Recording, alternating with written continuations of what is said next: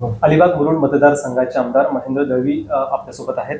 Sir, काय सांगाल? एकंदरीत शिंदे सेना आणि तटकरे वाद विकोपाला गेल्याचं पाहायला मिळतंय. एकंदरीत पालकमंत्र्याची ज्यावेळेला यादी जाहीर झाली त्यावेळेला शिंदे सेना आक्रमक झाली आणि त्यानंतर पुन्हा सरकारनं स्थगिती दिली. आता कशा पद्धतीने पालकमंत्री पदाची पुढची जी रणनीती आहे ती आखली जाणार आहे? खरं आहे का? एकमेव नाव भरत शेठचं पालकमंत्री पदाच्या यादीमध्ये होतं.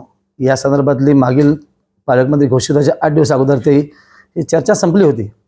पण शेवटच्या रात्रीमध्ये नेहमीप्रमाणे तटकरेंनी आपले गुण अवगुण दाखवायचा प्रयत्न केला आणि कोणाला विश्वास न घेताना दबाव तंत्राने प्रदेशाध्यक्ष असल्यामुळे त्यांनी त्याच्या मुलीचं नाव पुढे केलं आणि ते घोषित झालं. त्यानंतर जो उठाव झाला रायगडवासियांमध्ये किंवा महाडमध्ये त्या ठिकाणी रस्ता रोको केलं, हा उद्रेक आहे जनतेचा. कारण तटकरेच्या उभ्या आयुष्यामध्ये दुसऱ्याला फसवणं हाच त्यांचा धंदा आहे. त्याच्यामुळे त्या धंद्याला विरोध करणं हे आमचं स्थायी कर्तव्य आहे आणि ते आम्ही पार पाडलं. आणि शिवसेना म्हटलं की संघर्ष हा रस्त्यावर लढणारच, त्याच्यामध्ये काय नवीन नाही आहे. आज जे चित्र महाराष्ट्रासमोर उभं राहिलं ते खरं आहे की आम्ही तर याला कळवून विरोध करणार. येणाऱ्या काळामध्ये त्याला स्थगिती दिलेली आहे. परंतु काल देखील त्यांच्या बंधुराजांनी प्रोटोकॉल पाळला नाही आहे. त्यांच्या समवेत ते मंचावर होते. आता हा जिल्हाधिकारी किंवा प्रशासनाला मी नक्की त्याला जाब विचारेन, कारण हा सध्या आव्हान आहे. कारण असा प्रोटोकॉल पाळला जात नाही आहे. काही लोकप्रतिनिधी याच्याविषयी चर्चा करतात, ते खरं आहे, त्यांचं म्हणणं देखील खरं आहे. ते देखील माझे आमदार आहेत. पण अशी शिस्त न पाळणारी ही मंडळी आहेत. घराणेशाही त्यांना फक्त समजते आणि घराणेशाहीच्या व्यतिरिक्त कोणाला जगू देणं नाही आहे.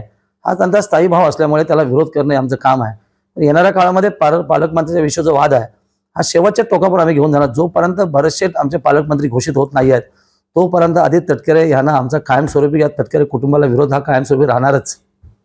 ज्या सुनील तटकरेंसाठी महेंद्र दळवी असतील किंवा भरत गोगावले यांनी जीवापाड लोकसभेसाठी काम केलं आणि विधानसभेसाठी देखील एकत्रच तुम्ही काम केलं, त्या सुनील तटकरे आणि शिंदे सेनेतल्या म्हणजे एकंदरीत तुमच्या आमदारांमध्ये आज जो वाद विकोपाला गेलाय, काय नक्की याची कारणं आहेत किंवा हा कशासाठी हा सगळा अट्टा सुरू आहे? बघा, तटकरेचे फसवं राजकारण असतं. तटकरेला लोकसभेला उमेदवारी मिळणारच नव्हती असं एकंदर चित्र पूर्ण जिल्ह्यामध्ये तयार झालं आणि धैर्यशील इच्छुक होते भारतीय जनता पार्टींना. तरी देखील एक प्रोटोकॉल म्हणून सिटिंग MP ला असं डावलता येत नाही या अनुषंगाने मी इथूनच बाईट केलं होतं. त्यानंतर तटकऱ्यांना तिकीट मिळालं आणि खरं तर आम्ही पायाला भिंगरी लावून फिरलो. आमचे सगळे पदाधिकारी कार्यकर्ते महाराष्ट्राचे माजी मुख्यमंत्री शिंदे साहेबांच्या आदेशानुसार आम्ही प्रत्येक गाव वस्तीवर जाऊन प्रामाणिकपणे काम केलं. किंबहुना तटकरे साहेबांना आम्ही सांगितलं असं की माझ्या मतदारसंघात साहेब तुम्ही फिरू नका, आपला चेहरा बघून लोक निगेटिव्ह माइंड मत करतात, आमच्या चेहऱ्याकडे बघून मत देतील. तेव्हा त्यांचं वेगळी रिॲक्शन होती. पण खरं तर माझ्या विधानसभा मतदारसंघात 38,000 मताधिक्य दिलं. आशावादी आम्ही होतो की विधानसभेला तटकरे साहेब त्यांच्या कार्यकर्त्यांसोबत आमचं काम करतील. पण नेहमी फसवेगिरी अंतुले साहेबांपर्यंत आतापर्यंत मला तर 3 वेळा फसवलंय. म्हणजे त्यांचा तो इतिहास आहे. आता तटकऱ्यांना फसवणं हे आमचं काम असं नक्की सांगू, कारण अशी वृत्ती जी गाडली पाहिजे या जिल्ह्यामध्ये, या दृष्टिकोनात आमचा कार्यकर्ता सज्ज झाला आहे. म्हणून मागाशी सांगितलं की अशाच पद्धतीने चालत असेल तर तटकऱ्यांना जिल्ह्यात फिरू देणार नाही. नक्कीच. आपण बघितलं तर भरत गोगावले यांचा 4 टर्मचा हा प्रदीर्घ काळ आहे आमदारकीचा. 4थ्यांदा ते निवडून आलेत आणि त्यामुळं जर रायगड जिल्ह्यातला आपण विचार केला तर भाजप असेल किंवा आपली शिंदे सेना असेल यांचा पाठिंबा देखील भरत गोगावले यांना पालकमंत्री पदासाठी होता.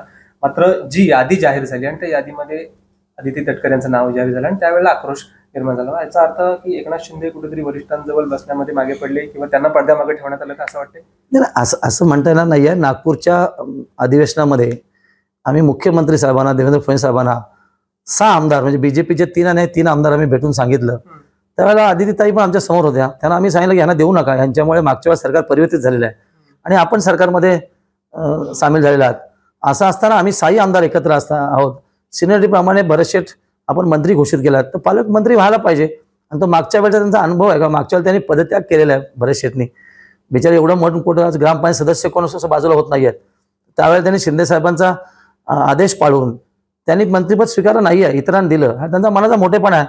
आता जर 4थ्यांदा आंदोलन त्यांना मंत्रिपद दिलं असेल त्याला पालकमंत्री व्हावं ही सगळ्यात रायगडवासियांची किंवा महाराष्ट्रातल्या जनतेची, गरीब जनतेची इच्छा होती. आणि हा प्रोटोकॉल आहे. कारण ठीक आहे, सिनियर नाही आम्हाला, बरोबर, आमच्याच याच्यासारखे आहे, पण घराणेशाही नेहमीच आम्हाला आमचंच पाहिजे. आणि तटक्याचा पूर्व इतिहास बघितला तर अंतुले साहेब त्याची मुलगी देखील जिल्हा परिषद अध्यक्ष झाली तर त्यांच्याकडे अल्पमतं होती तरी पण ते अध्यक्ष झाले. ही जादू आता चालणार नाही आहे, कारण आता आम्ही याला कळवून रस्त्यावर विरोध करणार. म्हणून मागा सांगितल्याप्रमाणे तटकऱ्यांना फिरू देणार नाही, कारण ही वृत्ती कुठेतरी गाडली पाहिजे जमिनीमध्ये या दृष्टिकोनात प्रयत्न करणार. आणि म्हणून त्यांना देखील त्या गोष्टीचं लाज वाटली पाहिजे असं माझं म्हणणं राहील की त्यांनी हे सगळं करताना पूर्व इतिहास तपासूनच त्यांनी ह्या सगळ्या गोष्टी करायला पाहिजे. पण त्यांची ती नाटी बुद्धी आहे, वय देखील झालं त्यांचं, आणि म्हणून त्यांना देखील सबोरी सल्ला आहे की आता हे राजकारणाचे जादुई प्रयोग बंद करा. लोक हुशार झाली आहेत आणि लोक रस्त्यावरती रिॲक्शन देतील तेव्हा तुमचा तो अपमान होईल. ओके, नक्कीच. आपण शेवटचा प्रश्न मी घेतो. लोकसभा निवडणुकीत आणि विधानसभा निवडणुकीत एकत्र काम करत होतं आणि यावेळेला काही चर्चा झाली होती का तटकरेंशी की यावेळेला भरत गोगावले किंवा ते ज्येष्ठ वरिष्ठ आहेत, 4 वेळा टर्म आहेत, निवडून आल्यानंतर पालकमंत्रीपद आम्हाला देण्याबाबत तटकरेंजवळ काही चर्चा झाली होती का, किंवा या चर्चेनंतर देखील तटकरे का अट्टास घेऊन बसले असं तुम्हाला काय वाटतं? नाही, ह्या बद्दल तटकरेंवर चर्चा होण्याचा काही संबंधच येत नाही. कारण महाराष्ट्राचे मुख्यमंत्री, दोन्ही उपमुख्यमंत्री, वरिष्ठ स्तरावरती या पालकमंत्रीपर्यंत मुख्यमंत्र्यांचा अधिकार आहे. प्रोटोकॉल असा सांगतो की ज्यांनी 4 टर्म आमदारकी केलेली आहे त्यांना सुद्धा द्यायला पाहिजे. मग अशी कुठली तटकेची नाटी बुद्धी स्वार्थापोटी समोर आली, दबाव तंत्राने त्याच्या मुलीला घेतला, हा त्यांचा अपमान आहे. आज जे काय जिल्ह्यामध्ये महाराष्ट्रामध्ये चाललंय हे तटकरे यांना आत्मपरीक्षण करण्याजोगी निश्चित आहे. कारण आताही अशा पद्धतीने हा खेळ चालत नाहीये. आम्ही तर तटकऱ्यांचं प्रामाणिक काम केलं, पण त्यांच्या कुठल्याही कार्यकर्त्यांनी आमचं प्रामाणिक काम केलं, आम्ही कसे पराभूत होऊ या संदर्भात प्रयत्न केला. आता ह्या सगळ्या गोष्टी आम्ही आत्मसात केलेल्या आहेत. येणाऱ्या काळामध्ये तटकरेला विरोध, म्हणजे महायुती जरी असली तर राष्ट्रवादी म्हणून तटकरेंना विरोध येणाऱ्या स्वायत्त निवडणुकीत निश्चित करणार. त्यांच्यावर कुठलाही समझोता करणार नाहीये. त्यांना कोणाच्या बरोबर जायचं त्यांना जाऊ दे, आम्हाला काय फरक पडणार नाही. त्यांचा तो नेहमी सवय आहे. जिल्ह्यातले सगळे पक्षांच्या बरोबर त्यांनी युती किंवा आघाडी करून आता पण त्यांच्या झोलीत मतांचं दान टाकून घेतलं. आता सर्व पक्ष नेते हुशार झालेत, कारण त्यांची आता जादू बघितली. सगळ्यांना त्यांचा मुलगा निवडून आला तेव्हा त्यांनी बीजेपीशी संधान साधलं होतं. असे हे महाभाग आहेत आणि आता तरी कुठेतरी थांबावं.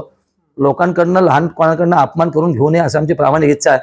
वरिष्ठ नेते आहेत, त्यांना काय सबोरी सल्ला देऊ, पण शेवटी वयाप्रमाणे त्यांनी देखील या परिभाषा शिकून किंवा अनुभवून रिॲक्शन द्यायला पाहिजे असं माझं मत आहे. त्यांचे प्रवक्ते काही आता बोलतायत की भरत शेठची उंची नाही. अरे भरत शेठ रायगडच्या कुशीत जन्म आला, रायगड एवढी उंची त्यांची आहे.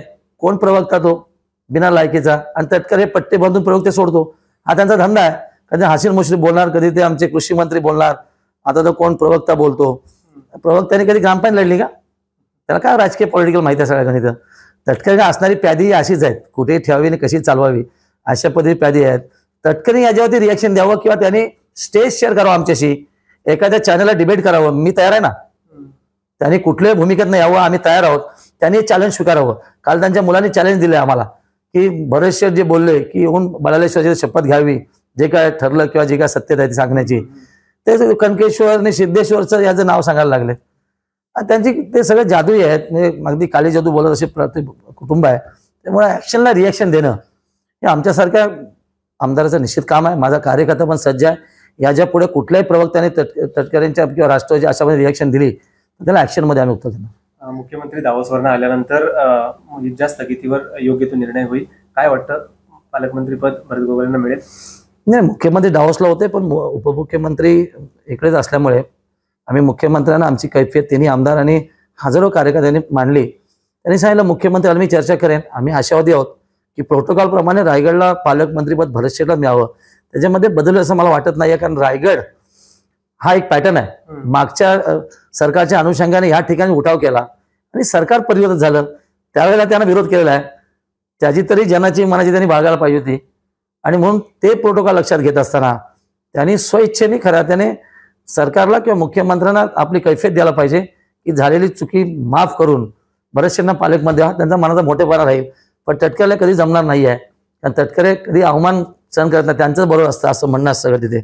आणि मग सगळ्याची गोळाबेरीज आतापर्यंत राजकीय इतिहासामध्ये ज्या ज्या घडामोडी तटकरेंनी चुकीच्या केल्या त्याची गोळाबेरीज आम्ही 16 करणार. नक्कीच. तर रायगडचा वेगळा पॅटर्न असतो आणि प्रोटोकॉलनुसार भरत गोगावलेंनाच पालकमंत्री पद मिळणार असा विश्वास अलिबाग मुरुड मतदारसंघाचे आमदार महेंद्र दळवी यांनी व्यक्त केला आहे. गणेश मापळकर, एबीपी माझा, रायगड. थँक्यू. एबीपी माझा, उघडा डोळे बघा नीट.